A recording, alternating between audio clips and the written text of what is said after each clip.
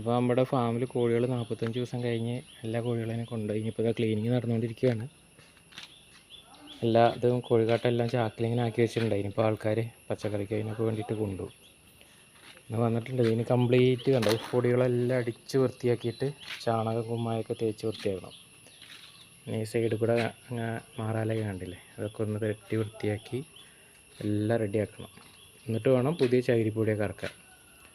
അല്ലെങ്കിൽ ചെറിയ കുട്ടികളൊക്കെ വരുമ്പോൾ ഭയങ്കര ഇൻഫെക്ഷനും കാര്യങ്ങളൊക്കെ ആയിട്ട് ബുദ്ധിമുട്ടാവുള്ളൂ. അപ്പോൾ ഇത് ഒരു വരി അടിച്ച് ക്ലീൻ ചെയ്തിട്ടുണ്ട്.